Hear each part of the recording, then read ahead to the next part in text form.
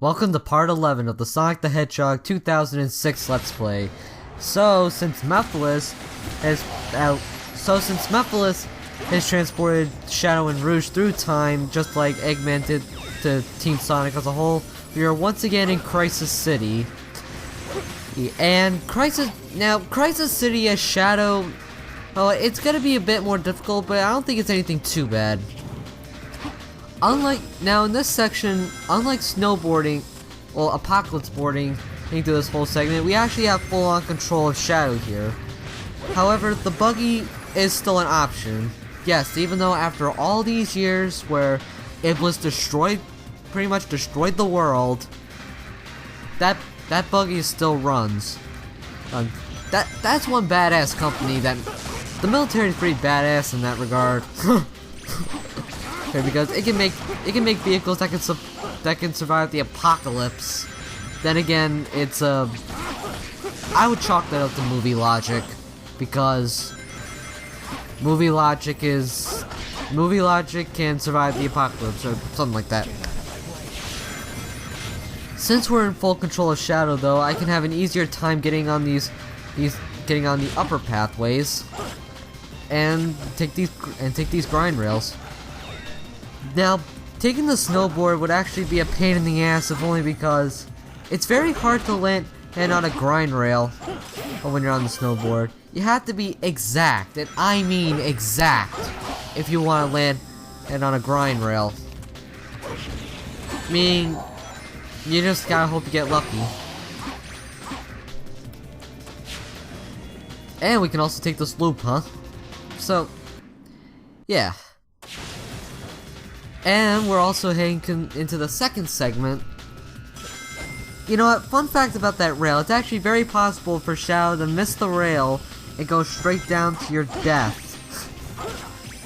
It doesn't happen all the time, and it doesn't happen every time where I jump on the rail, but it is there. And yeah, it is a bit annoying, to say the least. To say the least. I've been saying that constantly, haven't I?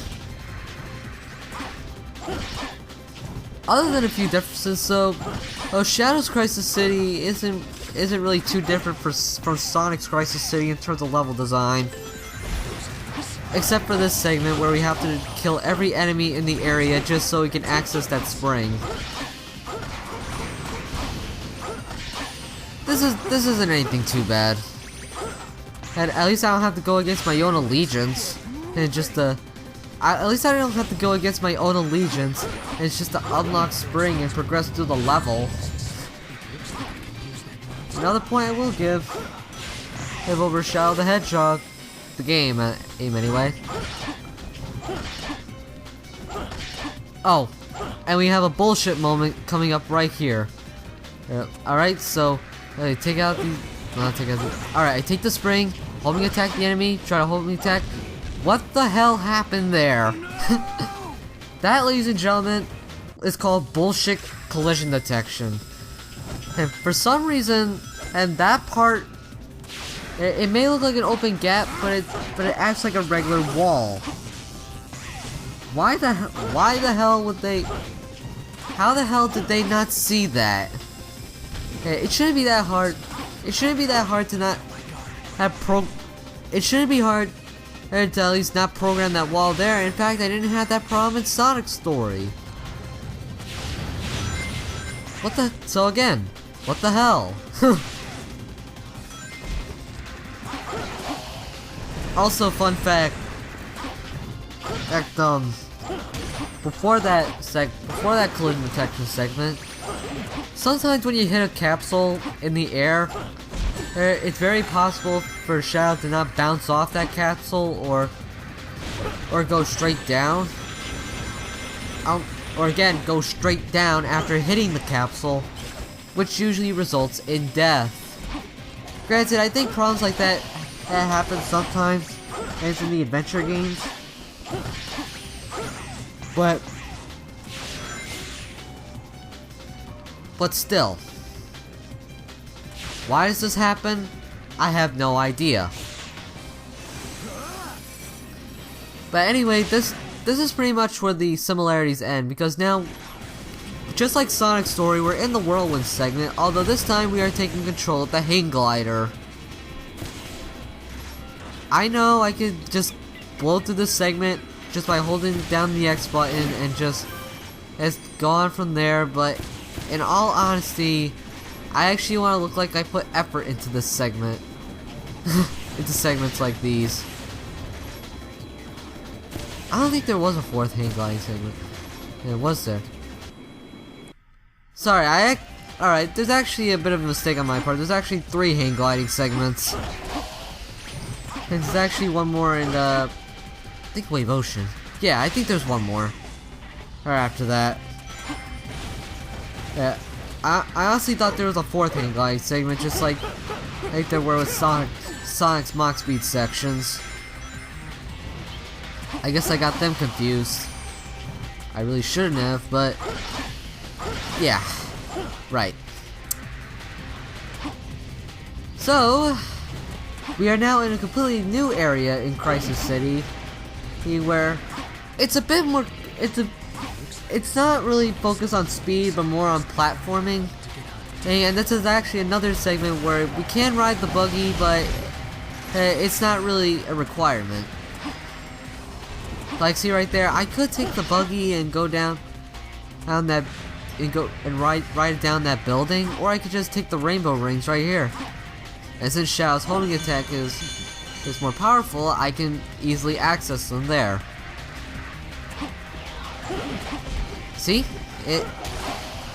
And like I said, this section of Crisis City, it isn't really focused so much speed, but it's more focused on platforming. And we have this wall-to-wall jump segment right here, and a few grind rail segments, but this is more like a Silver the Hedgehog segment. In fact, we're actually going to be playing this segment in Silver Story. Well, not this grind rail segment, but you know. And I was lucky that I didn't get hit by those cars. The one thing about rail grinding that was taken out from previous entries was that you can't really, there's no automatic rail switching anymore. You have to rely on homing attacking from rail to rail. It can work, but ultimately it's a bit finicky. Yeah, I kind of wish this automatic rail switching was in it, but to be perfectly honest, the fact that there's no automatic rail switching in this game, it doesn't really bother me too much in this game. I don't think it bothers me too much in this game. I'm just saying.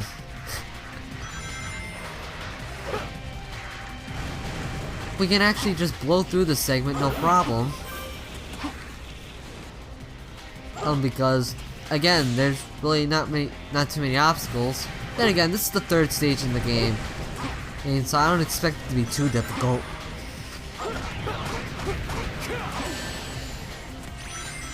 So we have, of course, if the camera likes to cooperate with me, the gold ring is over there.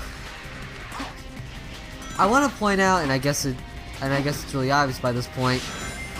Hey, while I am making it look easy, if there's a death, I am cutting out a lot of deaths, as I don't die too many times. In fact, sometimes I die, and sometimes it's my fault if I die on accident or on purpose.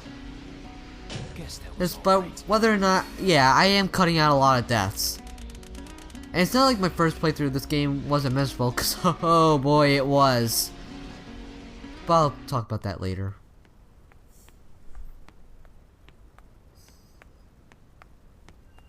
Ah, my precious Chaos Emerald. You are also beautiful. Your mysterious brilliance.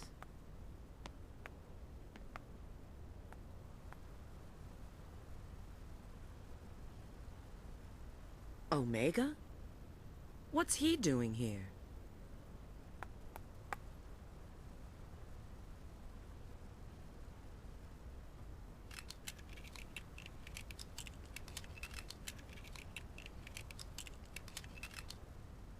It seems he's in standby mode.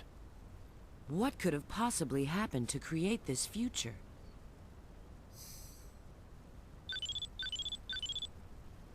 Yes, this is Rouge. Understood. We'll be there in a minute. It looks like Sonic and his friends have found something too. Let's go. It's not like we can do anything for him now. Yeah.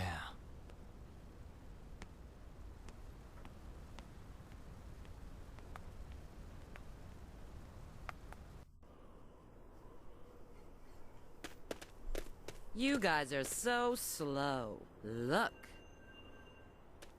A chaos Oh, why emerald. would they animate that? You've already found one. Well now, I may not look it, but I'm a real treasure hunter. Unlike a certain echidna I know. What? Heh. Have you guys discovered anything? Yeah. I received a signal indicating there's a chaos emerald here, but You mean we've got to go through there? If you don't like it, you can stay here. You've got to be kidding. Don't be late. Same to you.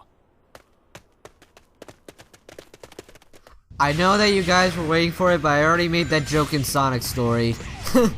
So, I'm not recycling any jokes here. But now we are in Flame Core as Shadow the Hedgehog. Actually, if you actually notice there's actually some lighting effects. It looks terrible, yeah, but there are some bluish lighting effects around this part of the stage, like right here actually.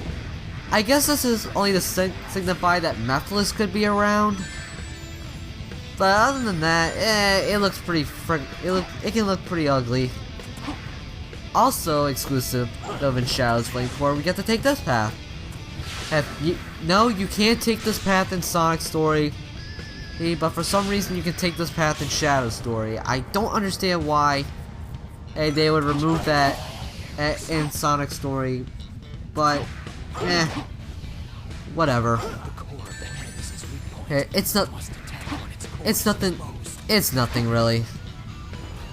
And this is where my commentary is about to end, because Flame Core is just really uninteresting. It's a really uninteresting level. Like, I don't think it's that bad when it comes to level design. It could do without the meteors, to say the least, but in terms of actually talking over it, there's just nothing interesting to talk about. Sections like these, actually, this is where I actually make use of Shadow's Chaos boost powers. As you can see here, this is Chaos Snap, where I'm instantaneously warping to enemies. Now, while I am getting it to work, the fact that it's actually very difficult. I don't know how to get it to work, to be honest. I think it involves you have to hold the analog stick, the right analog stick, in the direction that where an enemy is, and Shadow will automatically warp to an enemy. And if there's no enemies around, then, well, the attack won't work. But as you can see here, the attack only works when it feels like it. Well, actually, also what you can see here is that even though I'm relying on Shadow's homing attack just to save myself, I would not recommend using Shadow's homing attack to save you, because Shadow's homing attack, since it's a lot more powerful and it goes a lot farther, you could potentially overshoot a lot of platforms. Just so while I am relying on it, don't. Oh, it's not a good idea. And stuff like that can happen, where I can just drop straight down and fall into the lava below. But there are times like that where, oh yeah, it works. There's actually another animation for Shadow. When he has the Chaos boost powers, there's where Shadow will just, it looks like Shadow's building up energy. It looks like he's building up a Chaos Blast, actually. The thing is, I do not understand how to get it to work. I see it in videos, but I don't see it but I can't seem to do it in actual gameplay. There's actually a similar... Oh, sorry about that. There's actually something similar here with silver. But I at least understand how to work. Maybe it works the same way this does. I just haven't tried it in his Let's Play. But I guess the reason, despite how useless it shouts, oh, I am not missing that spring. There we go. Now I know how silver feels. But yeah, it's very possible. It's also very possible. Well, like if you hit a spring, and you're about to go into another spring chain, it's very possible to miss a spring, and it could lead you to again falling to your doom. I do not understand why it happens. Then again, bullshit collision detection. Hey, it's in the title of the video, and I'm saying it here.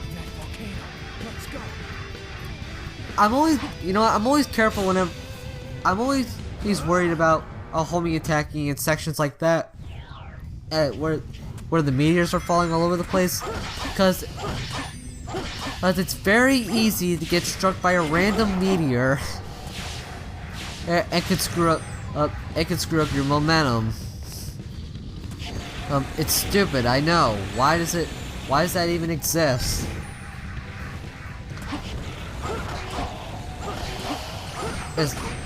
Now we're in Flame Core Act 2. I guess the only difference here is that some dash panels have been removed, so you actually have to put effort.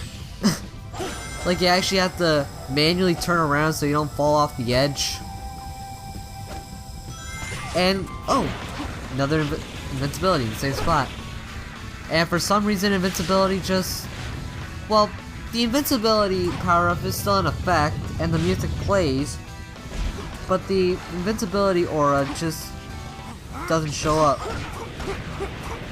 I don't understand that. Then again, this game was rushed. What do you expect? But okay.